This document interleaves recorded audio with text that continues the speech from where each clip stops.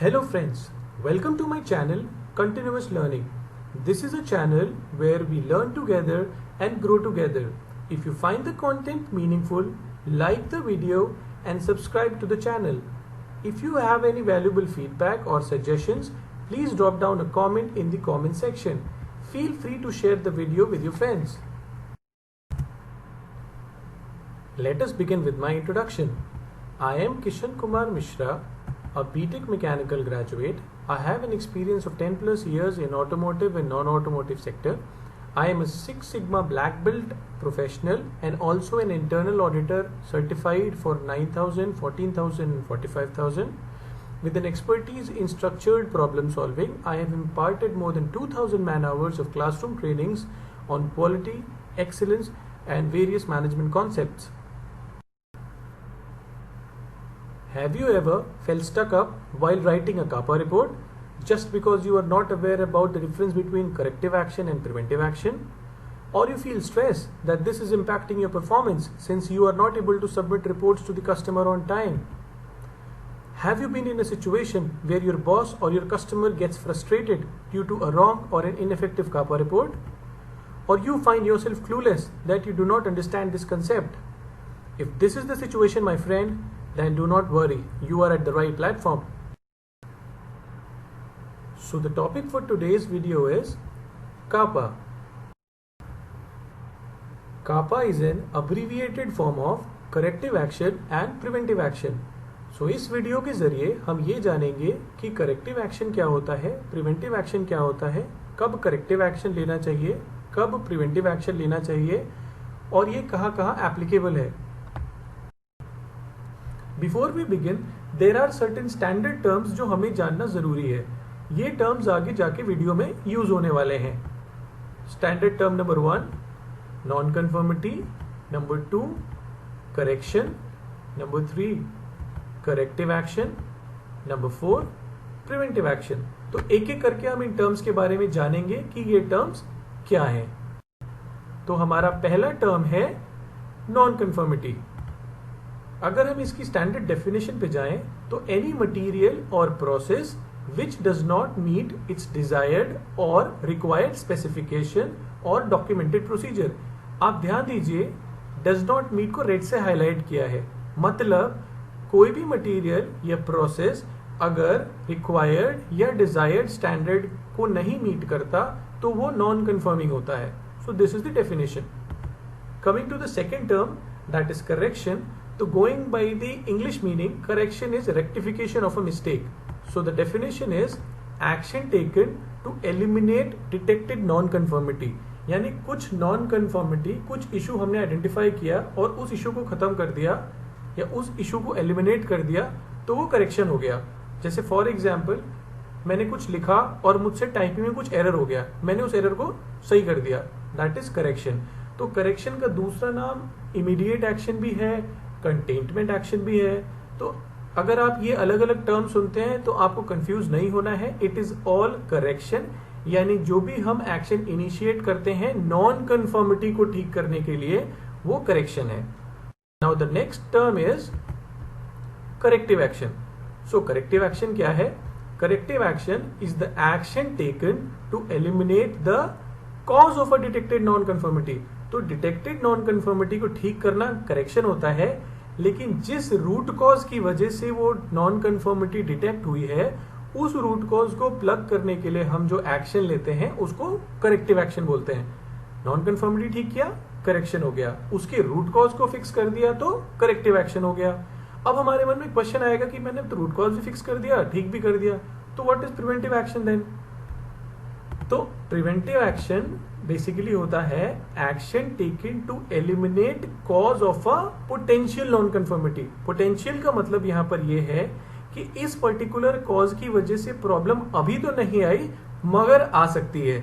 जैसे for example, मुझे पता है कि मैं अगर बारिश में भीगूंगा तो मेरी तबीयत खराब हो सकती है. हुई है नहीं हुई है सेकेंडरी है. तो उस पर्टिकुलर केस में क्या है, तबीयत खराब होना मेरे लिए नॉन कंफर्मिटी है. तो मैं पहले पोटेंशियल कॉजेस को आइडेंटिफाई कर लूंगा, उसको भी अगर मैं फिक्स कर दूंगा तो प्रिवेंटिव एक्शन हो जाएगा. तो मैंने क्या किया, प्रॉब्लम आई, उसको ठीक कर दिया इमीडिएटली, तो करेक्शन कर दिया।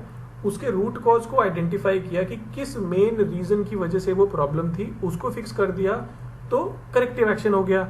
फिर मैंने और फर्दर रिस्क एनालिसिस किया कि क्या और भी कोई रीजंस हैं जिसकी वजह से ये प्रॉब्लम हो सकती है, तो उन पर्टिकुलर कॉजेस पे या उन पर्टिकुलर रिस्क को फिक्स करने के लिए जो मैंने एक्शन लिया, उस एक्शन को मैं प्रिवेंटिव एक्शन बोलूंगा। तो correction plus corrective action plus preventive action supported by analysis, जब हम एक फॉर्मेट में करके किसी कस्टमर को सबमिट करते हैं तो उसे करेक्टिव एक्शन रिपोर्ट कहते हैं। ठीक है। सो अब मुझे करेक्शन भी पता चल गया, करेक्टिव एक्शन भी पता चल गया, प्रिवेंटिव एक्शन भी पता चल गया। अब मेरा क्वेश्चन है कि मैं कापा कब करूं। तो कापा बेसिकली हम 4 सिचुएशंस में करते हैं। अगर मैं मैक्रो लेवल पे देखूं तो सिचुएशन नंबर 1, जब मैं कस्टमर कंप्लेंट से डील कर रहा हूं कि कस्टमर ने मुझे कोई कंप्लेंट किया, तो वहां पर मैं एक स्ट्रक्चर्ड अप्रोच फॉलो करूंगा और उसका एक कापा रिपोर्ट बना के कस्टमर को सबमिट करूंगा।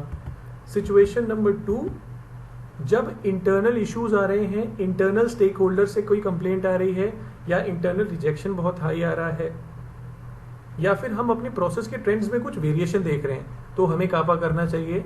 नंबर 3, रिव्यूज के टाइम पर अगर हम कुछ ओफीज आइडेंटिफाई करते हैं, अपॉर्चुनिटी फॉर इम्प्रूवमेंट, जैसे हम सबके ऑर्गेनाइजेशन में daily, weekly, monthly, quarterly, half yearly, yearly कुछ ना कुछ रिव्यूज होते रहते हैं। तो उन रिव्यूज से, चाहे वो डिपार्टमेंटल रिव्यूज हो, ऑर्गेनाइजेशनल रिव्यू हो, क्रॉस फंक्शनल रिव्यू हो, तो जो अपॉर्चुनिटी फॉर इम्प्रूवमेंट हम आइडेंटिफाई करते हैं उसको भी हम कापा के थ्रू एड्रेस करते हैं। And number 4, audits. So audits में बेसिकली हम कई तरीके की ऑडिट होती हैं। प्रोसेस ऑडिट होता है, प्रोडक्ट ऑडिट होता है, सिस्टम ऑडिट होता है, लेयर्ड ऑडिट्स होते हैं। So there are multiple types of audits. तो इन ऑडिट से जो नॉन कन्फॉर्मिटीज आइडेंटिफाई होती हैं उसको भी हम कापा के थ्रू एड्रेस करते हैं। सो ये बेसिकली 4 मैक्रोज हैं जिसको हम कापा के थ्रू एड्रेस करते हैं। अब मुझे ये भी पता चल गया कि कापा क्या है, ये भी पता चल गया कब करना चाहिए। Now my next question is, मैं कापा कैसे करूं। तो काफी सारी मेथडोलॉजीज अवेलेबल हैं और अलग अलग ऑर्गेनाइजेशंस का अलग अलग कस्टमाइज्ड अप्रोच होता है कापा का। आप हॉरिजॉन्टली सेम हर जगह पे नहीं देखोगे। सो जो प्रूवन मेथडोलॉजी है अक्रॉस द ग्लोब, जो मोस्टली ऑटोमोटिव इंडस्ट्रीज फॉलो करती हैं, वो है 8D methodology. So 8D is 8 disciplines of problem solving, यानी हम 8 स्टेप्स में किसी भी प्रॉब्लम को एड्रेस करते हैं। तो वो 8 स्टेप्स क्या हैं? Number 1, create a team. Number 2, define the problem. Number 3, contain the problem. D4 में हम बेसिकली रूट कॉज एनालिसिस पे फोकस करते हैं। हम आइडेंटिफाई करते हैं, डिस्क्राइब करते हैं और रूट कॉजेस को वेरीफाई करते हैं। D5 में we choose corrective actions. D6 में we implement and validate corrective actions. D7 में हम प्रिवेंटिव मेजर्स लेते हैं, प्रिवेंटिव एक्शंस लेते हैं। और D8 में फिर जब ये सारी एक्टिविटीज खत्म हो जाती है तो हम अपनी टीम को कंग्रेचुलेट करते हैं कि हमने इस प्रॉब्लम को सक्सेसफुली रिजॉल्व कर दिया। तो इस अप्रोच को भी कापा अप्रोच कहा जाता है। कुछ कंपनियों में A3 अप्रोच होता है, कुछ कंपनियां सिंपल YY एनालिसिस यूज कर लेते हैं। तो कापा करने के लिए या रूट कॉज एनालिसिस करने के लिए जो आप यहाँ पे D4 देख रहे हैं, उसमें कई टूल्स यूज होते हैं। कुछ लोग रूट कॉज आइडेंटिफिकेशन करने के लिए 6 सिग्मा मेथड यूज कर लेते हैं, डिजाइन ऑफ एक्सपेरिमेंट्स वगैरह, है ना, हाइपोथेसिस टेस्टिंग वगैरह यूज करेंगे। कुछ लोग सिंपल YY से भी निकाल लेते हैं। तो उसके लिए हम एक अलग वीडियो बनाएंगे कि हमें रूट कॉज एनालिसिस कैसे करना है। तो अभी हम ये समझते हैं कि 8D के थ्रू हमें कापा बनाते हैं और हम कस्टमर से शेयर करते हैं या कंसर्न स्टेक होल्डर से शेयर करते हैं। तो आइए अब तक हमने जो भी सीखा उसको हम समराइज करते हैं। तो कॉजेज बेसिकली 2 तरीके के होते हैं, रूट कॉज और पोटेंशियल कॉज। तो रूट कॉज को फिक्स करने के लिए जो हम एक्शन लेते हैं उसको करेक्टिव एक्शन कहते हैं। पोटेंशियल कॉजेज को फिक्स करने के लिए जो हम एक्शन लेते हैं उसे प्रिवेंटिव एक्शन कहते हैं। करेक्टिव एक्शन एक रिएक्टिव अप्रोच होता है, मतलब जब कंप्लेंट आ जाती है तब मैं ये एक्शन लेता हूं। प्रिवेंटिव एक्शन बेसिकली एक प्रोएक्टिव अप्रोच होता है। आपने DFMEA सुना होगा, आपने PFMEA सुना होगा, मतलब design failure mode and effect analysis and potential failure mode and effect analysis, है ना, या process failure mode and effect analysis. तो ये जो हम करते हैं ये बेसिकली करते हैं रिस्क को प्रोएक्टिवली आइडेंटिफाई करने के लिए और फिर हम एक्शंस इनिशिएट करते हैं उसको मिटिगेट करने के लिए। तो अब आप लोग बोलेंगे कि जो मैं कापा बना रहा हूँ वो तो कंप्लेंट आने के बाद बना रहा हूँ, तो जो मेरा करेक्टिव एक्शन है वो तो रेकरेंस को खत्म कर रहा है और मेरा जो प्रिवेंटिव एक्शन है वो अकरेंस को खत्म कर रहा है। तो कापा करते टाइम मुझे प्रिवेंटिव एक्शन क्यों लेना चाहिए? क्योंकि प्रिवेंटिव एक्शन का फोकस होता है अकरेंस को खत्म करना, और जब कंप्लेंट आई है तो ऑलरेडी प्रॉब्लम आकर हो चुका है, तो मैं क्यों प्रिवेंटिव एक्शन ले रहा हूँ, और ले भी रहा हूँ तो उसे प्रिवेंटिव एक्शन का नाम क्यों देता हूँ? तो इसके पीछे का लॉजिक ये है कि रूट कॉज को प्लग करने के लिए हमने करेक्टिव एक्शन तो ले लिया, बट हम एक बार ये चेक करते हैं क्या कोई पोटेंशियल नॉन कन्फर्मिटी ऐसी रह गई या कोई ऐसा कॉज रह गया जिसकी वजह से ये प्रॉब्लम आ सकती है, भले इस बार नहीं आई, तो उसको आइडेंटिफाई करके हमें मिटिगेट करना चाहिए ताकि फ्यूचर में इस रूट कॉज की वजह से या अदर पॉसिबल रूट कॉजेस की वजह से भी ये कंप्लेंट ना आए। क्योंकि हमारे कापा का जो प्राइम फोकस होता है, प्राइम मोटो होता है, वो होता है कंप्लेंट की रिपीटिशन को खत्म करना, वो कंप्लेंट दोबारा नहीं आनी चाहिए।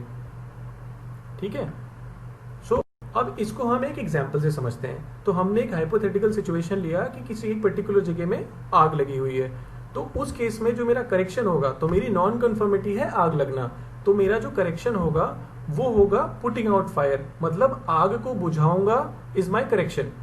ठीक है, अब इसमें करेक्टिव एक्शन क्या होगा? तो अब मैं यहाँ पर रूट कॉज आइडेंटिफाई करूंगा कि किस रूट कॉज की वजह से फायर जनरेट हुआ और उसे मैं कैसे प्रिवेंट कर सकता हूं, है ना। तो उस पर्टिकुलर पॉइंट पे, यानी आफ्टर इवेंट प्रॉब्लम आ गई है और मैं रूट कॉज आइडेंटिफाई करके उसको प्लग करने के लिए जो एक्शन लूंगा वो करेक्टिव एक्शन होगा। अब वो चाहे लूज कनेक्शन की वजह से हो सकता है, चाहे शॉर्ट सर्किट की वजह से हो सकता है, रीजन अलग अलग हो सकते हैं, बट उसको फिक्स करने के लिए जब मैं एक्शन लूंगा तो उसे करेक्टिव एक्शन कहूंगा। जब बात मैं प्रिवेंटिव एक्शन की करूंगा तो प्रिवेंटिव एक्शन में मेरा फोकस होगा फायर को होने से रोकने पर, बिफोर इवेंट। तो इस केस में तो हो गया, तो अब मैं क्या करूंगा, मैं रिस्क एनालिसिस करूंगा, रिस्क मेजर करूंगा कि उस स्पेसिफिक एरिया में और कौन से रिस्क अवेलेबल है जिसकी वजह से फायर हो सकता है। तो उन आइडेंटिफाइड रिस्क को फिक्स करने के लिए जो मैं एक्शन लूंगा उसको मैं प्रिवेंटिव एक्शन कहूंगा। आइए एक दूसरा एग्जाम्पल लेते हैं। लेट अस से कि मुझे फीवर हो रखा है, ठीक है, तो मेरे लिए करेक्शन क्या होगा कि मैंने दवाई ली, आराम किया, मेरा फीवर ठीक हो गया, या मैं डॉक्टर के पास गया, डॉक्टर ने मुझे दवाई दी, मैं ठीक हो गया।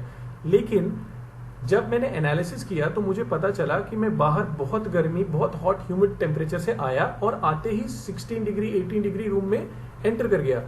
तो sudden body is not used to this much temperature change, है ना। तो इस टेम्परेचर वेरिएशन को मेरे बॉडी ने फीवर के थ्रू रिएक्ट किया, तो मुझे पता चल गया कि ये रूट कॉज है। तो मैंने एक थंब रूल बना लिया कि बॉस आज के बाद कभी भी मैं हॉट या ह्यूमिड टेम्परेचर से आऊंगा तो पहले मैं अपने बॉडी के टेम्परेचर को थोड़ा नॉर्मलाइज होने दूंगा, फिर भी एसी के रूम में जाऊंगा।